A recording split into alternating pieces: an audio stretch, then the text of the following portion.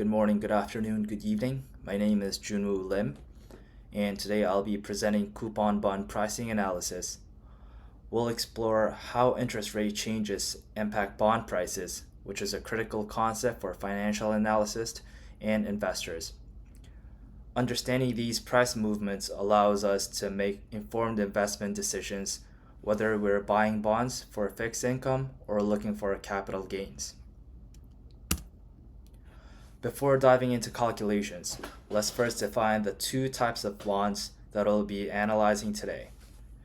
A coupon bond is a type of fixed income investment that provides regular interest payments.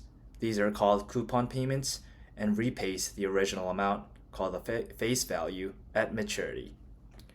A zero coupon bond, on the other hand, does not provide regular interest payments.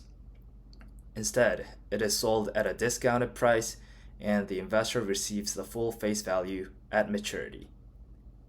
The most important thing to remember about bond pricing is that interest rates and bond prices move in the opposite directions.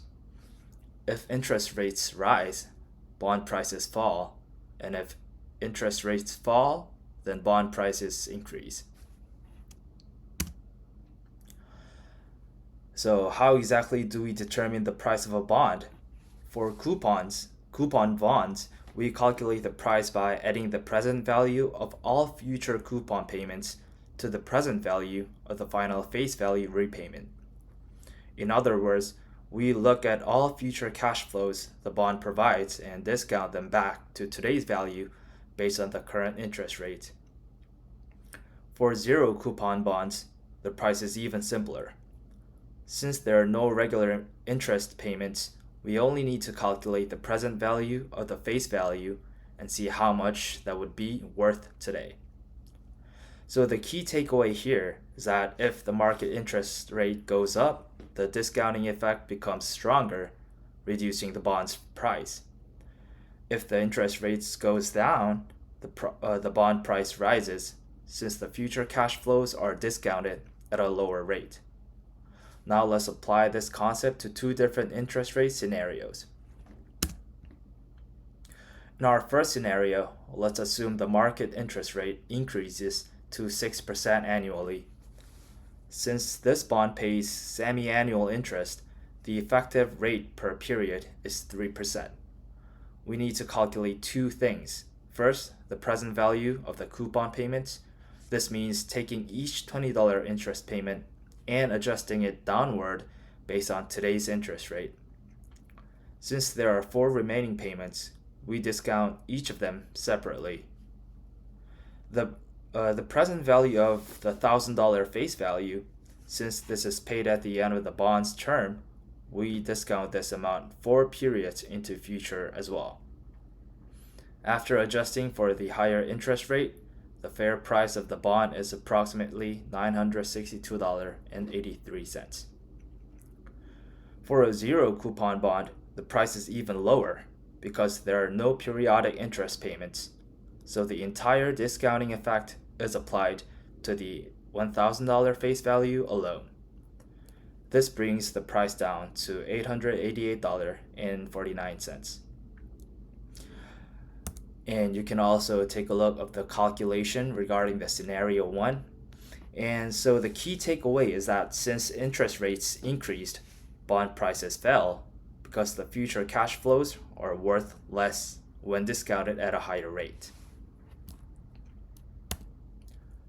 Now let's look at the opposite situation. What happens if interest rates fall to 3% annually? Again, since this bond pays interest every 6 months, the new discount rate per period is 1.5% instead of 3%. Using the same process as before, the coupon payments are discounted, but this time at a lower rate, so they remain more of their value. So they retain more of their value. The 1,000 face value is also discounted at a lower rate, making it worth more in today's term. With this adjustment, the bond's price increased to $1,019.27. For the zero coupon bond, Since it is entirely dependent on the face value discounting, the price also rises to $942.18. You can also take a look at the calculation, just as how we did for the first scenario. The key takeaway here is that since interest rates dropped, bond prices increased because the future cash flows are now worth more when discounted at a lower rate. Now let's compare what we've learned so far. When interest rates increased to 6%, the bond price fell to $962.83, and the zero coupon bond dropped to $888.49. When interest rates decreased to 3%, the bond price rose to almost $1,020, and the zero coupon bond increased to about $950. Bond prices move in the opposite direction of interest rates, and this is a fundamental principle in bond investing. Zero coupon bonds experience larger price swings than coupon bonds because they do not provide regular interest payments.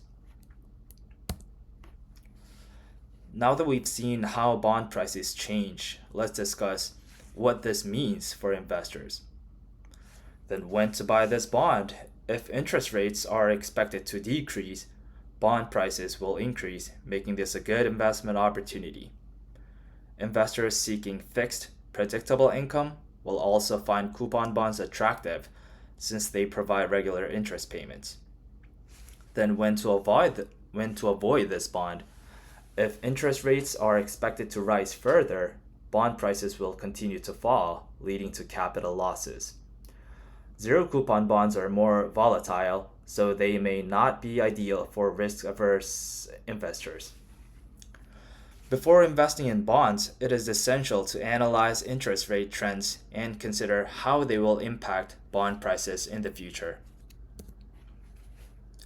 To summarize today's discussion, first, bond prices and interest rates move in opposite direction. Second, zero coupon bonds experience greater price changes compared to coupon bonds. Third, investors should always consider interest rate trends before investing in bonds. Understanding these relationships will allow financial analysts and investors to make better decisions and manage risk more effectively. This is a reference. Thank you so much for listening, and please let me know if there is any question. Thank you.